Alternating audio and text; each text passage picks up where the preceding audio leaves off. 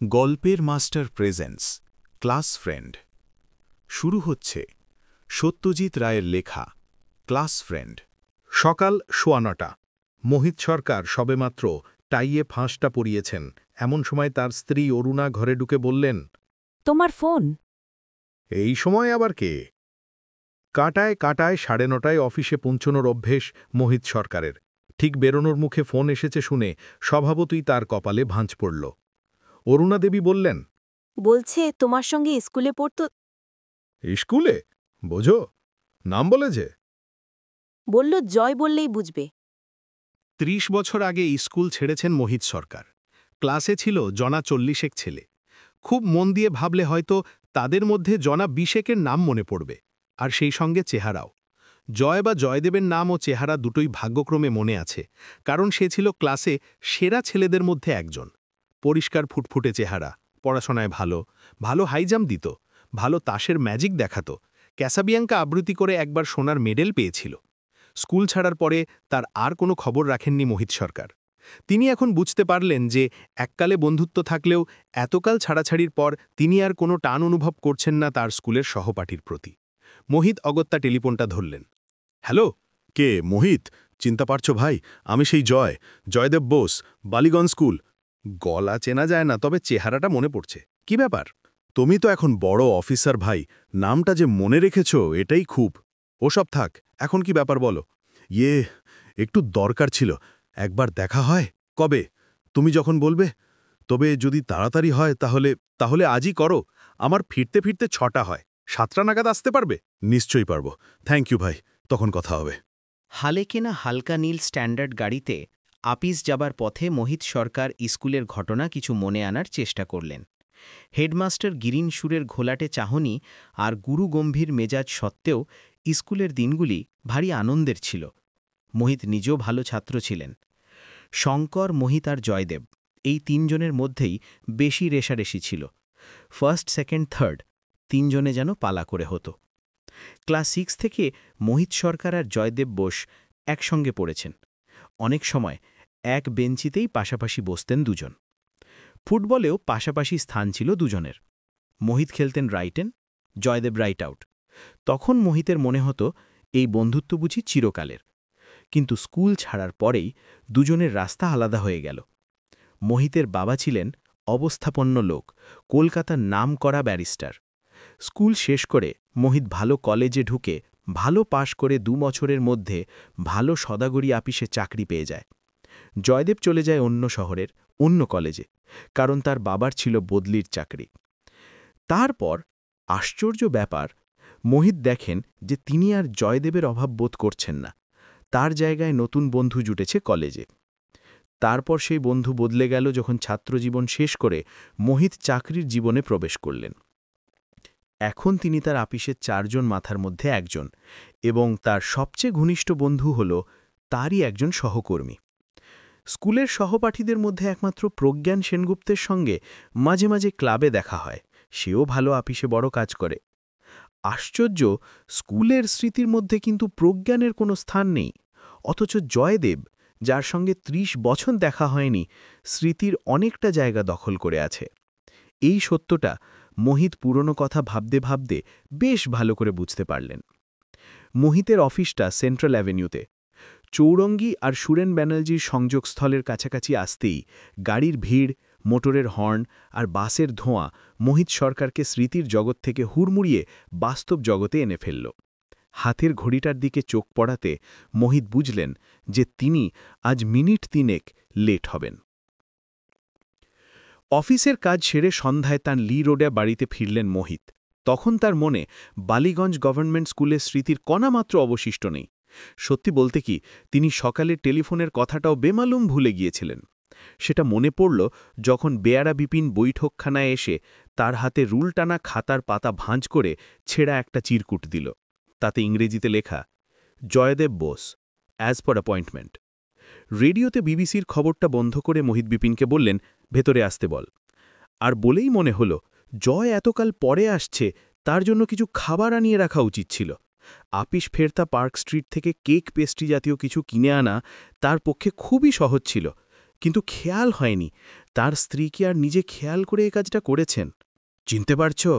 গলার স্বর শুনে আর সেই সঙ্গে কণ্ঠস্বরের অধিকারীর দিকে চেয়ে মোহিত সরকারের যে প্রতিক্রিয়াটা হলো, সেটা সিঁড়ি উঠতে গিয়ে শেষ ধাপ পেরোনোর পরে আরেক ধাপ আছে মনে করে পা ফেললে হয়।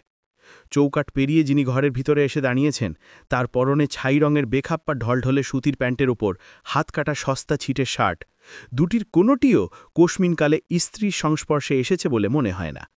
শার্টের কলারের ভিতর দিয়ে যে মুখটি বেরিয়ে আছে, তার সঙ্গে অনেক চেষ্টা করেও মোহিত তার স্মৃতির জয়দেবের সঙ্গে কোনো সাদৃশ্য খুঁজে পেলেন না।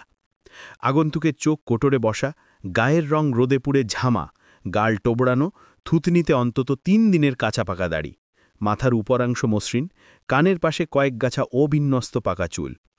প্রশ্নটা হাসি মুখে করায় ভদ্রলোকের দাঁতের পাটিও দেখতে পেয়েছেন মোহিত সরকার, এবং মনে হয়েছে পান খাওয়া ক্ষয়ে যাওয়া অমন দাঁত নিয়ে হাসতে হলে হাত দিয়ে মুখ ঢেকে হাসা উচিত। অনেক বদলে গেছি, না? মোহিত এতক্ষণে উঠে দাঁড়িয়েছেন। সামনের সোফায় আগন্তুক বসার পর মোহিতও তার নিজের জায়গায় বসলেন। মোহিতের নিজের ছাত্রজীবনের কয়েকটা ছবি তার অ্যালবামে আছে। সেই ছবিতে ১৪ বছর বয়সের মোহিতের সঙ্গে আজকের মোহিতের আদল বার করতে অসুবিধে হয় না। তাহলে একে চেনা এত কঠিন হচ্ছে কেন? ৩০ বছরে একজনের চেহারায় এত পরিবর্তন হয় কি? তোমাকে কিন্তু বেশ চেনা যায়, রাস্তায় দেখলেও চিনতে পারতাম। ভদ্রলোক কথা বলে চলেছেন। আসলে আমার ওপর দিয়ে অনেক ঝড় বয়ে গেছে। কলেজে পড়তে পড়তে বাবা মারা গেলেন। আমি পড়া ছেড়ে চাকরির ধান্দায় ঘুরতে শুরু করি। তারপর ব্যাপার তো বোঝই, কপাল আর ব্যাকিং এ দুটোই যদি না থাকে, তাহলে আজকের দিনে একজন ইয়ের পক্ষে। চা খাবে? চা? হ্যাঁ, তা। মোহিত বিপিনকে ডেকে চা আনতে বললেন, আর সেই সঙ্গে এই ভেবে আশ্বস্ত হলেন যে কেক মিষ্টি যদি নাও থাকে তাহলেও ক্ষতি নেই, এনার পক্ষে বিস্কুটই যথেষ্ট। ওহ, ভদ্রলোক বলে চলেছেন, আজ সারাদিন ধরে কত পুরনো কথাই না ভেবেছি, জানো মোহিত। মোহিত নিজেও যে কিছুটা সময় তাই করেছেন সেটা আর বললেন না। এলসিএম, জিসিএম কে মনে আছে? মোহিতের মনে ছিল না, কিন্তু বলতেই মনে পড়ল। এলসিএম হলেন পিটির মাস্টার লালচাঁদ মুখুজ্জে, আর জিসিএম হলেন অঙ্কের স্যার গোপেন মিত্তির। আমাদের খাওয়ার জলের ট্যাঙ্কের পেছনটায় দুজনকে জোর করে পাশাপাশি দাঁড় করিয়ে কে বক্স ক্যামেরায় ছবি তুলেছিল মনে আছে? ঠোঁটের কোণে একটা হালকা হাসি এনে মোহিত বুঝিয়ে দিলেন যে তার মনে আছে। আশ্চর্য, এগুলো তো সবই সত্যি কথা। ইনি যদি জয়দেব না হন তাহলে এত কথা জানলেন কি করে? স্কুল লাইফের 5টা বছরই আমার জীবনের বেস্ট টাইম, জানো ভাই, বললেন আগন্তুক। তেমন দিন আর আসবে না। মোহিত একটা কথা না বলে পারলেন না। তোমার তো মোটামুটি আমারই বয়স ছিল বলে মনে পড়ে। তোমার চেয়ে 3 মাসের ছোট। তাহলে এমন বুড়োলে কি করে? চুলের দশা এমন হলো কি করে? স্ট্রাগল ভাই, স্ট্রাগল, বললেন আগন্তুক। অবশ্যই টাকটা আমাদের ফ্যামিলির অনেকেরই আছে। বাপ ঠাকুরদা দুজনেরই টাক পড়ে যায় 35-এর মধ্যে। গাল ভেঙেছে হাড় ভাঙা খাটুনির জন্য, আর প্রপার ডায়েটের অভাবে। তোমাদের মতো তো টেবিল চেয়ারে বসে কাজ নয় ভাই। কারখানায় কাজ করেছি 7 বছর, তারপর মেডিকেল সেলসম্যান, ইন্স্যুরেন্সের দালালি, এই দালালি সেই দালালি। এক কাজে টিকে থাকবো সে তো আর কপালে লেখা নেই। তাঁতের মাকুর মতো একবার এদিক একবার ওদিক। কথায় বলে শরীরের নাম মহাশয়, যা সবে তাই সয়। অথচ তাতে শেষ অবধি শরীরটা গিয়ে কি দাঁড়ায় তা তো আর বলে না। সেটা আমায় দেখে বুঝতে হবে। বিপিন চা এনে দিল, সঙ্গে প্লেটে সন্দেশ আর সিঙাড়া। গিন্নির খেয়াল আছে বলতে হবে। ক্লাস ফ্রেন্ডের এই ছিঁড়ি দেখলে কি ভাবতেন সেটা মোহিত আন্দাজ করতে পারলেন না। তুমি খাবে না? আগন্তুক প্রশ্ন করলেন। মোহিত মাথা নাড়লেন। আমি এই মাত্র খেয়েছি। একটা সন্দেশ? না, তুমি খাও। ভদ্রলোক সিঙাড়ায় কামড় দিয়ে চিবোতে চিবোতে বললেন, ছেলেটার পরীক্ষা সামনে, অথচ এমন দশা। জানো মোহিত ভাই, ফিয়ের টাকাটা যে কোত্থেকে আসবে তা তো বুঝতে পারছি না। আর বলতে হবে না, মোহিত বুঝে নিয়েছেন। আগেই বোঝা উচিত ছিল এনার আসার কারণটা। সাহায্য প্রার্থনা, আর্থিক সাহায্য। কত চাইবেন? 20-25 হলে দিয়ে দেওয়াই হবে বুদ্ধিমানের কাজ, কারণ না দিলেই যে উৎপাতের শেষ হবে এমন কোনো ভরসা নেই। আমার ছেলেটা খুব ব্রাইট জানো ভাই। পয়সার অভাবে তার পড়াশোনা মাঝপথে বন্ধ হয়ে যেতে পারে, এ কথাটা ভেবে আমার রাতে ঘুম হয় না। দ্বিতীয় সিঙাড়াটা উঠে গেল প্লেট থেকে। মোহিত সুযোগ পেলেই জয়দেবের সেই ছেলে বয়সের চেহারাটার সঙ্গে আগন্তুকের চেহারা মিলিয়ে দেখছেন, আর ক্রমেই তার বিশ্বাস বদ্ধমূল হচ্ছে যে সেই বালকের সঙ্গে এই প্রৌঢ়ের কোনো সাদৃশ্য নেই। তাই বলছিলাম ভাই, চায় সশব্দে চুমুক দিয়ে বললেন আগন্তুক, অন্তত শখানে কি সদেরেক যদি এই পুরনো বন্ধুর হাতে তুলে দিতে পারো তাহলে। Very sorry. টাকার কথাটা উঠলেই সরাসরি না করে দেবেন এটা মোহিত মনে মনে স্থির করে ফেলেছিলেন, কিন্তু এখন মনে হলো ব্যাপারটা এতটা রূঢ়ভাবে না করলেও চলত। তাই নিজেকে খানিকটা শুধরে নিয়ে গলাটাকে আরেকটু নরম করে বললেন, সরি ভাই, আমার কাছে জাস্ট নাও ক্যাশের একটু অভাব। আমি কাল আসতে পারি, এনি টাইম, তুমি যখনই বলবে। কাল আমি একটু কলকাতার বাইরে যাব, ফিরব দিন তিনেক পরে, তুমি রোববার এসো। রবিবার? আগন্তুক যেন খানিকটা চুপসে গেলেন। মোহিত মনস্থির করে ফেলেছেন, ইনিই যে জয়, চেহারায় তার কোনো প্রমাণ নেই। কলকাতার মানুষ ধাপ্পা দিয়ে টাকা রোজগারের হাজার ফিকির জানে। ইনি যদি জালিয়াত হন, হয়তো আসল জয়দেবকে চেনেন। তার কাছ থেকে ৩০ বছর আগের বালিগঞ্জ স্কুলের কয়েকটা ঘটনা জেনে নেওয়া আর এমন কি কঠিন কাজ। রবিবার কখন আসব? আগন্তুক প্রশ্ন করলেন। সকালের দিকেই ভালো, এই ৯টা, ৯:৩০। শুক্রবার ঈদের ছুটি। মোহিতের আগে থেকেই ঠিক আছে বারুইপুরে এক বন্ধুর বাগানবাড়িতে সস্ত্রীক গিয়ে উইকেন্ড কাটিয়ে আসবেন। দুদিন থেকে রবিবার রাত্রে ফেরা, সুতরাং ভদ্রলোক সকালে এলে তাকে পাবেন না।